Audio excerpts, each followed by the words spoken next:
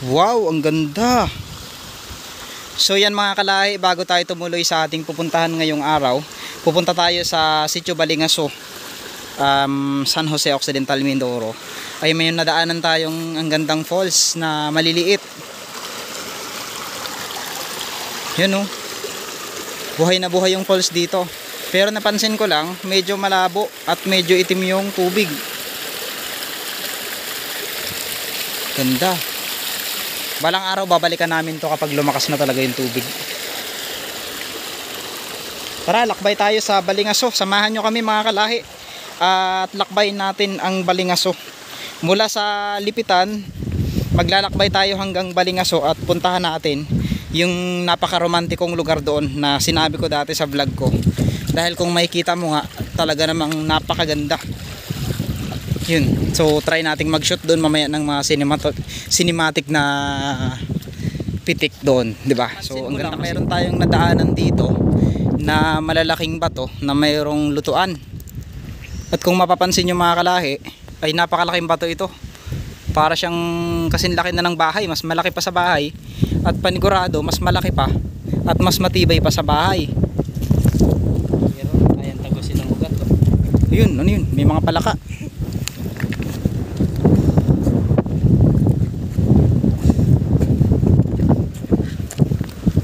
Wow! For the second time makakarating na ulit ako ng Balingaso. At pupuntahan natin yung romantikong lugar na sinasabi ko nga noon. Sana balang araw isa sa mga subscriber natin ang maswerteng makasama sa mga vlog natin, dahil may mga nagko-comment nga na gusto nilang sumama sa lugar.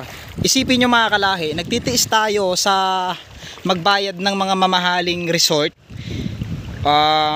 kung sino-sino ang naliligo, samantalang dito lang pala natin makikita ang naggagandahang ilog, di ba?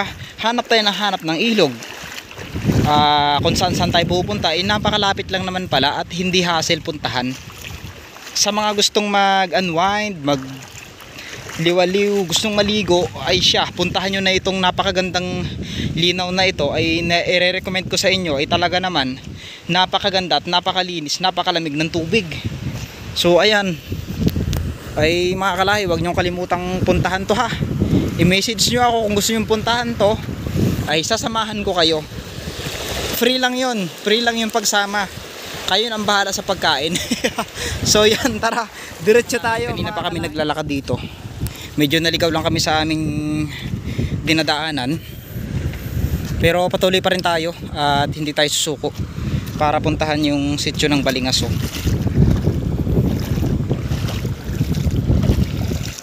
Meron tayong nadaanan dito mga kalahi na nangangapa ng, hindi ko alam kung anong kinakapan nila, isda yata o talangka. Tatanungin natin. Nay, ano pong kinukuha nyo? Hipon. Hipon. Kasi na yun, may nahuli siyang hipon. Tingnan natin. Ayan, hipon. Ayan, hipon. Yun o, hipon na ako kasi nanay ng hipon. Matagal nyo rin po na ikunin niya, nay? Kinakapakapan nila mga kalay sa ilalim ng mga bato para makuha nila. Ay nay, tanong lang po, dito na po yung elementary ng Balingaso? Yung Balingaso na po ito, no? Yung sunod na to? School ng Balingaso. Salamat po nay. Yung sinanay, oh grabe, ang sipag. Para mayroong maulam na. Oo, para lang may maulam. Ay nakakapasal ng hipon. Hindi sila magkaba dyan kahit kainita. Ayun oh. Nay, magandang tanghali po. Ang dami na kayong huli na ya. Ano pong mga huli nyo? Hipon, Paitan. paitan. Ano po ito, nay? Uulamin nyo? Binibinta nyo rin hindi? Ulam nyo po. Wow naman, ang sipag nyo naman ay na magkuha ng ng ganyan, no? Kanina pa kayo na dito? Kanina pa kayo na nangangapa dito? Yun. So may mga Tagalog dialect na hindi naintindihan ng mga taga dito. Pero paramihan kasi mga kalahi dito ay more on mother tongue o kaya tinawag na mother tongue kung anong lengguwahe nila ay yun na talaga yung kanilang salita. Kumbaga pag ano lang sila ng Tagalog, saka lang sila magtagalog, pero kadalasan yun nga, malakas ang hangin. Igat, Si ate nakahuli ng igat. Igat. Kala namin kung bakit siya tumatakbo. Wow. Igat, wow. May pang-ulam na si ate. Nahila nyo lang dyan, te. Sa ilalim ng bato mga kalahi, nakakuha si ate ng igat. Grabe, yun si ate oh. Eh, hindi natin pwedeng i-video si ate dahil nakahubad nga. Oo, pero pinanghuli yun si ate oh, grabe. Kung makikita nyo mga kalahi, sipag naman lahat eh. Igat. Wow, imagine. Kagaling naman nila manghuli no. Nga pre no, ganda. Ay, grabe. Kahit sino ay hindi basta-basta makuha yung igat. Nagtaka kami kanina, yung dumaan kami dito, dali-dali si ate tumakbo. Tapos nung tumakbo siya, hinagis niya to. Ito yung igat, grabe. Hindi ko alam kung paano niya nahuli. Pag nasa tubig kasi ang igat kalahi, ano yan, madulas, hindi mo siya basta-basta makuha. Pero tignan nyo naman. Ayun o si ate oh. Grabe. Nakakatawa yung mga bata oh. Dito sa lugar nila, damang-dama pa rin yung buhay probinsya. Ayun oh. Wow, grabe ba? Damang-dama pa rin yung buhay probinsya. Sarap ng ligo nila, pre no? Sarap yung mga kalahi, yung mga palay nila. Gaganda no? Nandito na tayo ngayon mga kalahi sa Sitio Balingaso. Sakop siya ng San Jose Occidental Mindoro upang puntahan itong kanilang elementary school, no? Ay napakaganda nga ng lugar na ito at isa rin sa na-featured natin dati ito. Napakalinis. Sobrang ganda talaga ng area nila at may malapad na pwede kayong mag-camp doon sa gitna na yun, mga kalahi. Kaya ngayon, hindi na natin palalampasin yung pagkakataon na libutin at puntahan itong magandang lugar nila at napakalinis. Tingnan nyo yung mga bata oh. Umakyat sa kamatsili. Grabe. Ganto kaganda kapag walang technology, walang internet.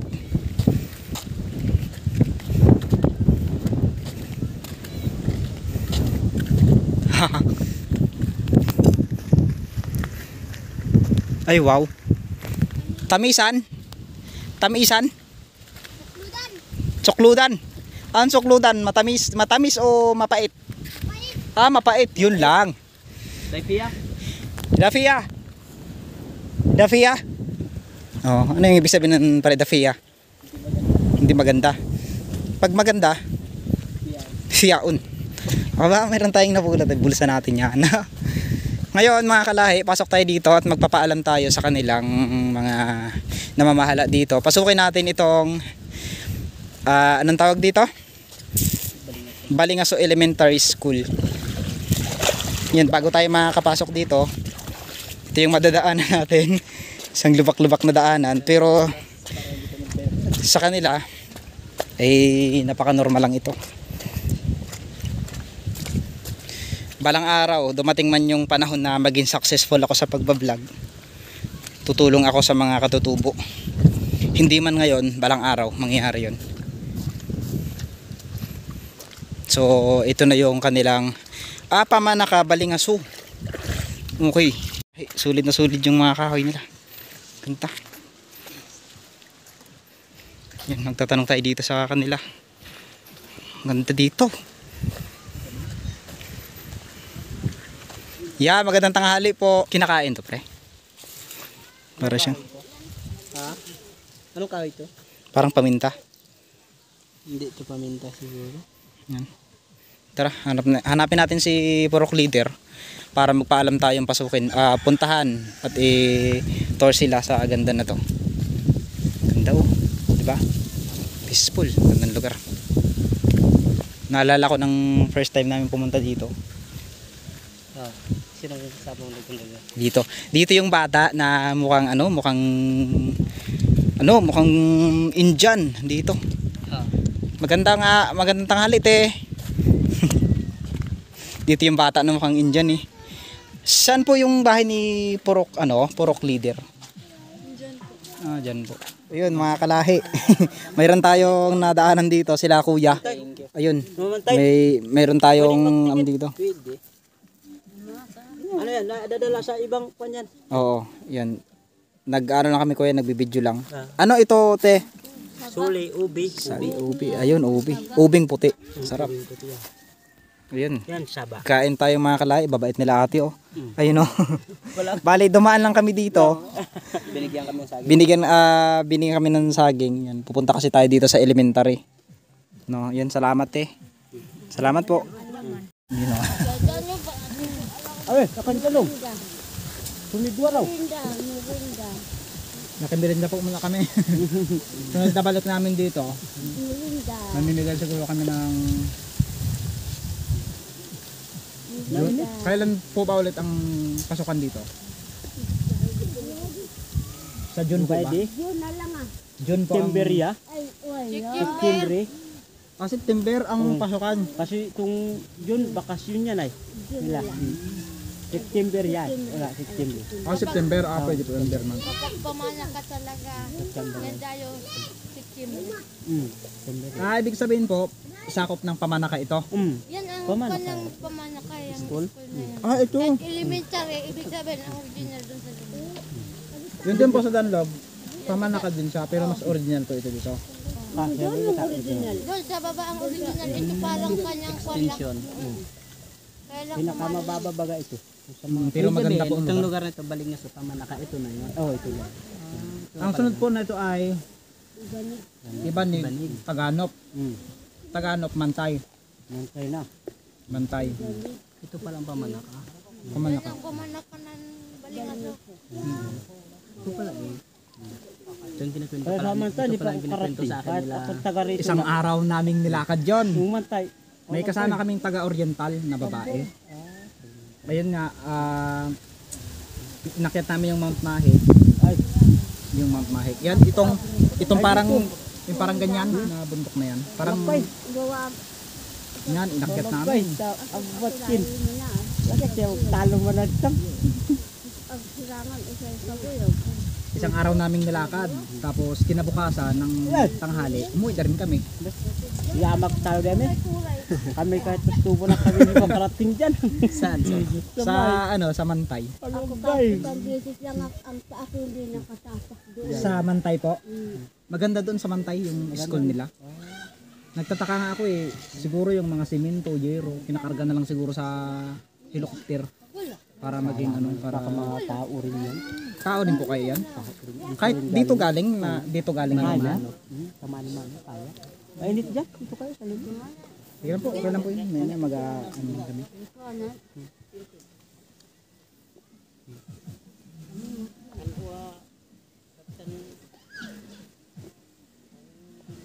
Saan ba galing? Bayan pa galing? Wala. Diyan lang. Yan lang.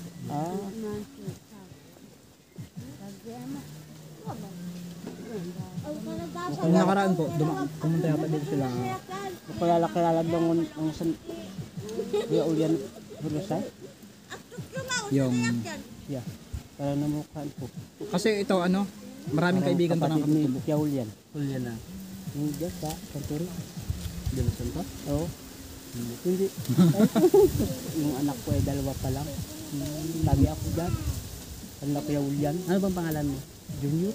Junior. Kasungkad. Kasunkad? Oo. Junior Kasunkad. Ano mga Kasunkad yung mga kamag-anakan namin? Ito. Kasunkad ako eh. Ay, kilala mo si Mangat. Si Mangat ba? Mangat. Ay, hindi si Mangat. Si Dagon. Si uncle ko yon. Lolo Miro. Si Lolo Iner mo. Yan. Yan, uncle ko yon. Lolo ko rin. Uncle ko mismo yon. Kasunkad ka pala, magkamag-anak pala tayo. Sino ba yung taga dito na Si Kuya Umbos dati taga dito. Umbos Kasunkad. Oo. Yan. Yung yung tatay nila Ronaldin na Kasungkad. Si Kuya Yung tatay nila Bubong Kasungkad. Pero matay na yun, no? Matay na. Hindi ako kulukor. So yan mga kalahi. Si kuya pala, kamag-anak ko. Kasi kuya, kasunkad ka rin pala, no? Kasunkad. Yan, nagtambay-tambay lang kami dito. Yun, bukod sa nabusog pa kami sa ano, nalaman ko na si kuya ay kamag-anak ko pala. Ayun sila ate, oh. Yung, pag tanghali po, ganito yung gawa dito, no? Na tambay-tambay, ganun. Pero hindi lagi. Paminsan. Hindi lang, paminsan-minsan lang. Ayun, oh. Kami ka pa sa Diba? tatay, kuya dito kami katambay. Ang ganda dito. Buti nga dito, ano eh. Hindi mainit masyado. Sila? Ayun, oh. Yes, umante mo. Paano kung bibili pala kayo ng mga ano nyo dito, ya? Ha? Kung bibili pala kayo dito ng mga kagamitan nyo. Yan, tulad ng mga asukal, kape na yan. Saan kayo bibili? May nagatinda dito. Dito. Wala ang tira ko. Ano ya yung ano, yung madalas nyong ano dito, yung kakulangan? Tulad ng kape, asukal, bigas, ganun. Anong madalas nyong kakulangan dito sa lugar nyo? Sa lugar namin. Oo, dito sa ano, sa Balingaso. Madalas na kulang na ano. Amaro pa na kurang stay. Ang madalas. Bilang pagayuwa. Oo, yung madalas tulad niyang ano, minsan madalas na asin, yun asin. Asin, ito, mga asukar. Asukal, kape, asin. O, kapi. Yan ang mga... Kape, asukal ang madalas na Bitsin. Bitsin na rin kasi. Oo, ganun talaga. so yun pala.